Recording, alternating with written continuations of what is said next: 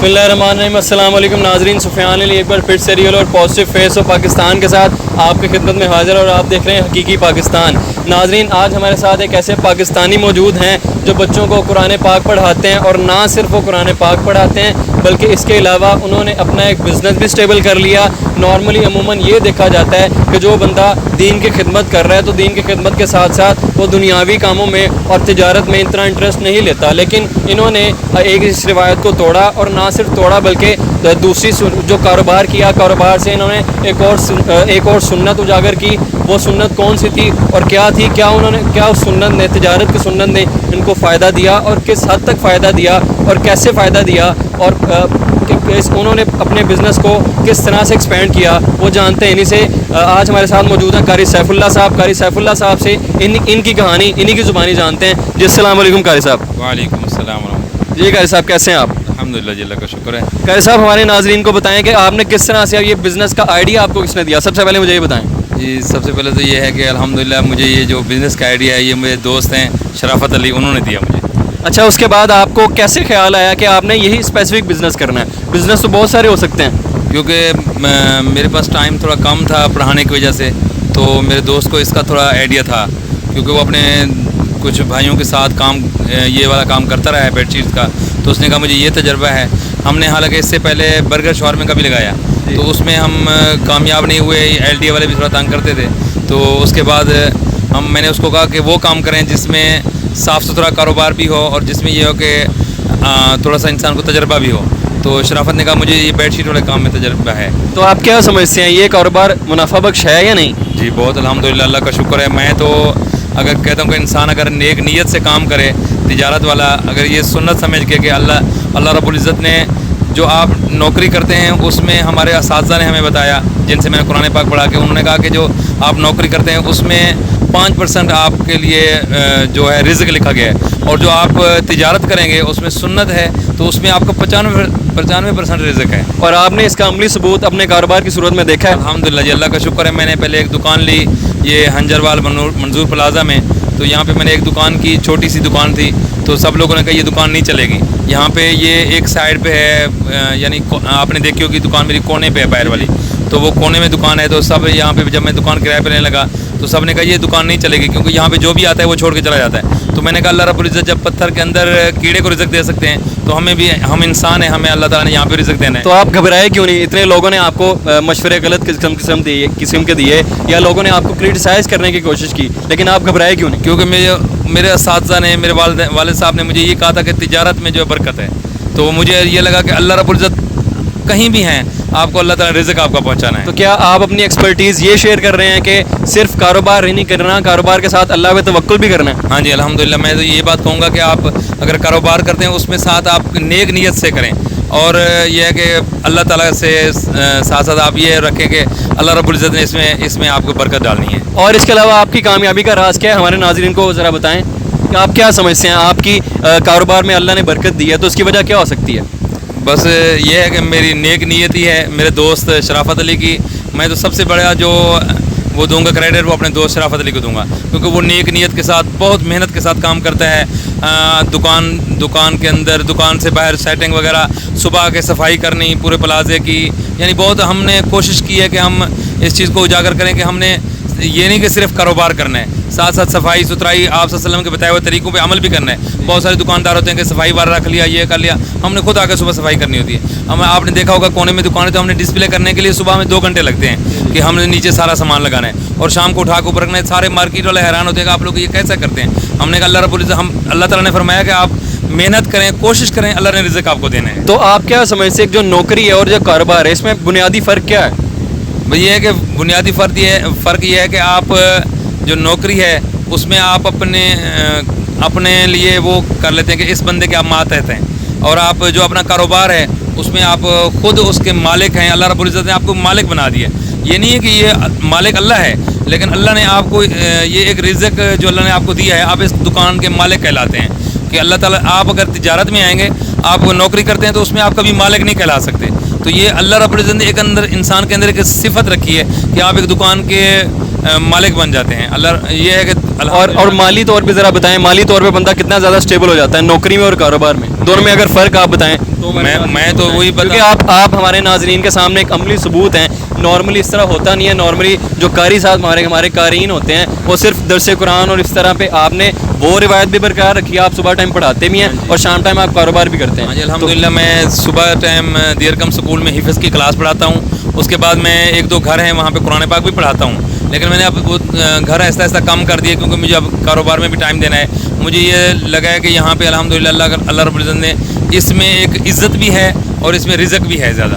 तो अल्हम्दुलिल्लाह हमारी आपने क्या कौन सी वैराइटीज़ रखी हुई हैं? आप वैराइटीज़ के नाम बताएं। सबसे पहले कंबल की तरफ आते हैं। कंबल कितनी वैराइटीज़ का होता है? मेरे पास 4 किस्म के वैराइटीज़ का कंबल है। HBK के कंपनी के हैं, ईरानी और कोरियन कंबल हैं। इसमें ब्रांडेड कौन से हैं? इसमें वो मोरा गोल्ड का, हाँ जी, मोरा गोल्ड का जो ब्रांड का होता है। उसके बाद HBK का होता है, वो भी ब्रांडेड है।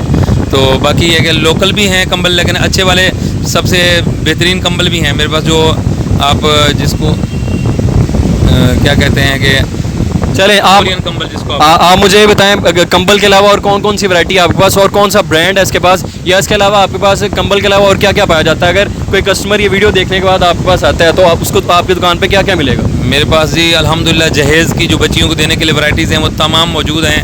ये है कि रज़ाइयाँ, तकिए, कंबल और उसके अलावा बेडशीट में ये है कि तमाम ओपल की और ये है कि रज़ाई सेट होते हैं वेलवेट के, जिकार्ड के और बहुत सारी वैराइटीज़ हैं। बेडशीट में ये है कि कॉटन में भी हैं और ओपल में भी हैं और फैंसी में भी बेडशीट्स हैं। और आप मुझे एक बता रहे थे, क्या उसका नाम क्या आपने बताया था मुझे? वो जो सेट में कम्फर्ट हाँ जी कंफर्टर सेट होता है वो, उसके साथ वो कॉटन में भी है, वो सिल्क में भी है और वो होता है वेलवेट में भी होता है। वो बेडशीट्स में भी क्वालिटीज़ पाई जाती हैं? बेडशीट में बहुत सारी क्वालिटीज़ हैं। आप यानी लेने आए तो हमारे पास अल्हम्दुलिल्लाह 650 से लेकर 10,000 तक की बेडशीट्स हैं। 650 वाली है, 1000 वाली, 2000, 5000, 10,000 तक, यानी जितना वो हमारे हाँ जी गुड़ डाले उतना मीठा। हाँ जी उसके अलावा और बेडशीट के अलावा और किस किस्म में किस चीज़ में ज़्यादा वैराइटीज़ पाई जाती हैं? आप क्या समझते हैं कौन सी ऐसी चीज़ है जिसमें वैराइटीज़ बहुत ज़्यादा पाई जाती हैं? खास कुछ चीज़ आपके पास हो उसमें उसकी वैराइटीज़ ख़त्म ही ना हो, सबसे ज़्यादा पाई जाती हो, किस में सबसे ज़्यादा हो? कंबल की वैरायटी बहुत है मेरे पास, दोनों दुकानों में, उधर भी लगा हुआ आपने देखा है वीडियो में, इधर भी है मेरे पास। तो कंबल की बहुत सारी वैरायटी है और इसके अलावा रज़ाइयाँ हैं, उसमें विकी रज़ाई है, उसमें आप हल्की अच्छे वाली हर किस्म की डबल सिंगल सब रज़ाइयाँ मिलेंगी। और क्या आपके पास कंप्लेंट्स आती हैं जब आप माल सेल कर लेते हैं उसके बाद जो कस्टमर्स है कंप्लेन लेके आते हैं, क्लेम करते हैं? हाँ जी, शुरू में था कि जब हमने काम स्टार्ट किया तो आप देखें कारोबार, जब भी आप कोई भी काम शुरू करें तो आपको उसका तजर्बा नहीं होता इतना ज़्यादा। तो आपके कारोबार को, सॉरी मैं आपकी बात टोक रहा हूँ, आपके कारोबार को कितनी देर हो चुकी है? मुझे 2.5 साल हो गए हैं तकरीबन। लेकिन माशाल्लाह इनकी अच्छी बात मैं नाजरीन को ये बताना चाहता हूँ कि 2.5 साल के अरसा में इन्होंने ना सिर्फ अपना कारोबार स्टेबल किया बल्कि दूसरे लोगों को भी रोज़गार फ्राहम करने का ये एक सबब बने हैं। बेसिकली रिज़्क देने वाली तो अल्लाह की ज़ात है, लेकिन अल्लाह इंसान को वसीला और सबब बनाता है। तो इन्होंने ना सिर्फ अपना कारोबार स्टेबल किया, 3 दुकानें ली, बल्कि उसके ज़रिए दूसरे लोगों को भी रिज़्क फ्राहम करने का ये ज़रिया बने। जी करे साहब, आप कुछ बता रहे थे, कंटिन्यू करें। जी अल्हम्दुलिल्लाह मैं वही बता रहा हूँ कि शुरू में हमें मुश्किल हुई कि हमें वैराइटीज़ का नहीं पता था कि जैसे बेडशीट का कलर ख़राब हो जाता है, बुरा जाती है, उसकी फिर हमें कंप्लेन आती थी, तकिया बैठ जाता है उसकी कंप्लेन आती। अल्हम्दुलिल्लाह अब इतना तजर्बा हो गया कि हमने बहुत अच्छी क्वालिटीज़ में तकिए रखे हुए हैं जिसकी हम आपको गारंटी 1.5 साल 2 साल। तकिए में वैराइटीज़ पाई जाती हैं? तकिए में बहुत सारी वैरायटी पाई जाती है। उसमें बॉल फाइबर होता है, प्लिस्टर वाला होता है, रुई वाला होता है। तो उसमें भी जो है हम आपको बताएं पाकिस्तानी जो है ना 2 नंबर में सबसे आगे हैं। तो हमारी कोशिश होती है कि हम अच्छी से अच्छी चीज़ रखें ताकि हमारा कस्टमर बने। हम कस्टमर को एक दफ़ा गलत चीज़ दे देंगे तो कस्टमर दोबारा वापस नहीं आना। अच्छी चीज़ देंगे। इस कारोबार में जो आप कारोबार कर रहे हैं इसमें 2 नंबर और 1 नंबर चीज़ में फ़र्क क्या होता है? फ़र्क ये होता है कि वो सिर्फ दुकानदार को पहचान कैसे कर सकते हैं? अगर आम बंदा कोई आप टिप दे दें, आम बंदा पहचान करना चाहे तो कैसे कर सकता है? यार ये जो पाकिस्तानी चीज़ 2 नंबर चीज़ बनाते हैं उसमें आप पहचान नहीं कर सकते। बस ये होता है कि आप देखें कि दुकानदार को सब पता होता है। अल्हम्दुलिल्लाह मेरी आदत है, हमारी कोशिश होती है कि अच्छी चीज़ दें। अब अगर हमारे पास हल्की चीज़ है तो हम बता देते हैं कस्टमर को कि ये हमारे पास हल्की चीज़ है। अब देखें बेडशीट जो है मतलब उसकी प्राइस कम हो जाती है। प्राइस कम। अब बेडशीट जो है डबल बेडशीट किंग साइज़ में वो आपको 650 में मेरे पास मिलेगी। तो डबल बेडशीट 2 तकिए के साथ 650 वाली भी है, डबल बेडशीट 2 तकिए के साथ 2500 वाली भी है। आप देखें उसमें क्वालिटी में फ़र्क होगा ना, 1800 वाली, 2500 वाली, 650 वाली में। ठीक है। और इसके अलावा चलें आपकी दूसरी दुकान भी विज़िट करते हैं, वहाँ पे देखते हैं वहाँ का एनवायरनमेंट कैसा है।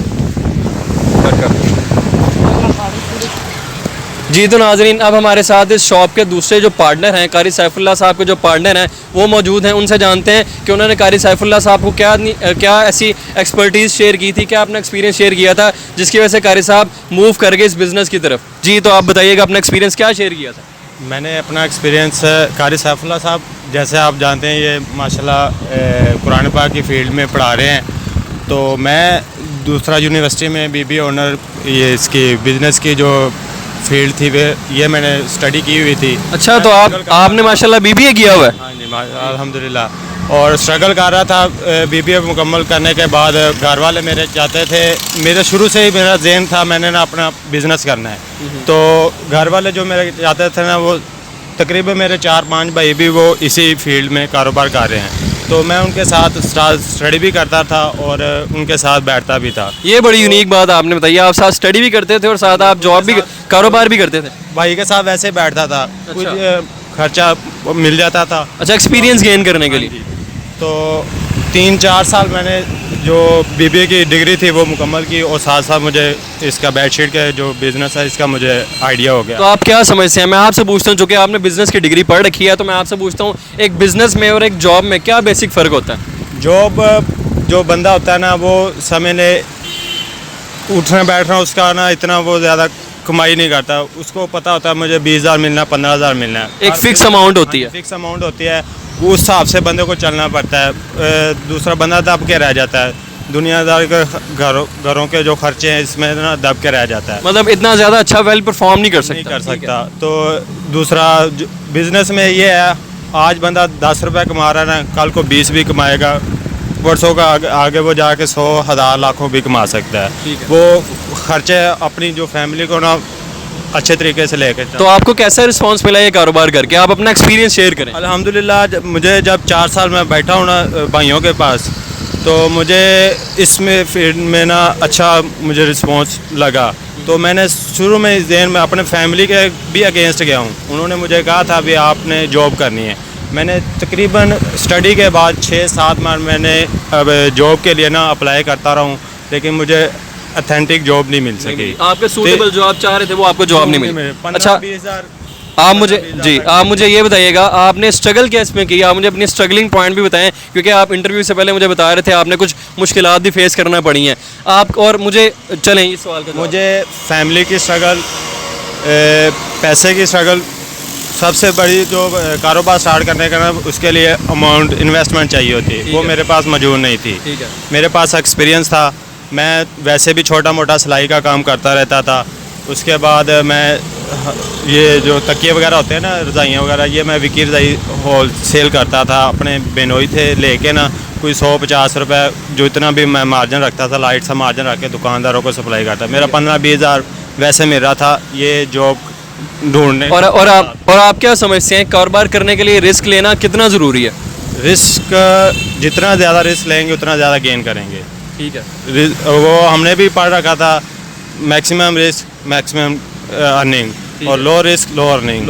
ठीक है, ये फार्मूला हमने पढ़ा था। और आप मुझे अपनी मुश्किलात बता रहे थे। आपने गालिबन एक बाइक बेची है, होंडा 125 की आपने बाइक बेची है। बाइक वो क्या किस्सा है, ज़रा वो भी बता दीजिए। बाइक मेरे शादी पे कहते हैं जहेज़ में मिली थी। ठीक है, वो सबसे अच्छी कीमती तोहफा होता है। तो लेकिन मैंने 80 से लाख रुपए ना मैंने उठाया था किसी बंदे से। लोन लिया आपने? हाँ जी, लोन नहीं लिया, वैसे किसी से लिया था, यार दोस्त थे ना। ठीक है, तो उसको मैंने टाइम आ गया था वापस करना था। तो ये मेरा कारोबार तकरीबन ना 8 से 10 लाख से स्टार्ट होता है। मेरे पास इतने पैसे नहीं थे, तो मैंने कुछ मेरी मार्केट में भाइयों के हेल्प से ना मैंने कुछ उधार माल लिया, कुछ मैंने नगद लिए। इस वजह से मैंने बाइक बेचना पड़ी मुझे, उनको लोन वापस करना था। ठीक है, वो आपने इजीली वापस कर लिया। अब आप अपनी कमाई से सेटिस्फाई हैं या नहीं, आप बताइए। अल्हम्दुलिल्लाह आज हम तकरीबन खर्चे निकाल के 60 से 70-80 हज़ार रुपये हम कमा रहे हैं। अपनी दुकान की लोकेशन बताइएगा और एड्रेस बताइएगा कि अगर इस वीडियो देखने के बाद कोई आपके पास विज़िट करना चाहे तो कैसे विज़िट कर सकता है। दुकान इतनी ज़्यादा मुश्किल नहीं है, हंजरवाद स्टेशन के बिल्कुल मंजूर प्लाजे में अलकरम के नाम से एक ही शॉप है। बेडशीट की, बाकी पर्दों की हैं। हमारी बेडशीट की एक ही शॉप है अलकरम के नाम से, अलकरम बेडिंग से। और अगर कोई हमारे चैनल का हकीकी पाकिस्तान का हवाला दे के आके आपसे डिस्काउंट मांगता है तो आप उसको डिस्काउंट देंगे? इंशाल्लाह जी ज़रूर देंगे, खुसूसी डिस्काउंट देंगे उनसे।